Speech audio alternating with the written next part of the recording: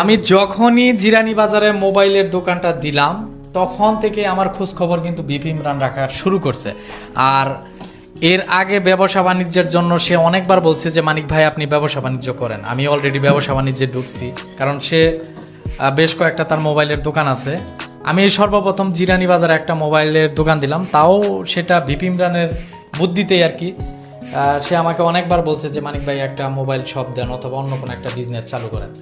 যখনই আমি জিরানি বাজারে আমি মোবাইল শপটা দিলাম, সে বারবার কিন্তু আইসা খবর নিতেছে, কারণ এখান থেকে তার বাসা যেহেতু কাছে। এটাই হচ্ছে আসলে এই বন্ধুত্বের পরিচয়, এটাই হচ্ছে কাছের মানুষের পরিচয়। যে আমার টাঙ্গাইল থেকে তো এখানে আসতে বেশ ভালোই দূর আর কি, কিন্তু তার বাসা থেকে কাছেই। কিন্তু সে প্রায় সময় আইসা চেক দিতেছে যে আসলে মানিক মিয়ার মোবাইলের দোকানের কাজটা কত দূর যাইতেছে।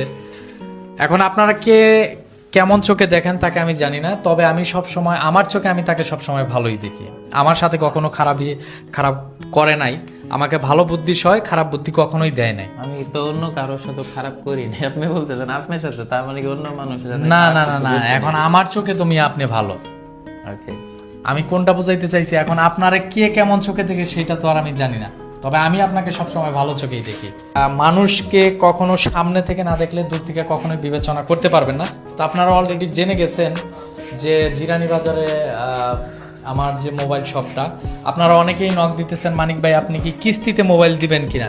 আমি আসলে কিস্তিতে এখনো চালু করি নাই, এখানে আমি ইউজ ফোনটাই সেল করবো আর কি। ইউজ হচ্ছে এটা হচ্ছে আপনি ইন্ডিয়ান ফোনগুলো থাকবে, এবং হচ্ছে আপনি এখানে তো আপনি গার্মেন্টসের কাস্টমারগুলো বেশি, তো তাদের তো আসলে আহামরি বাজেট নেই। আপনার এখানে আপনার ৬,০০০ থেকে শুরু করে মানে হাই রেঞ্জের কিছু ফোন পাবেন, কিন্তু ইউজ ফোন পাবেন।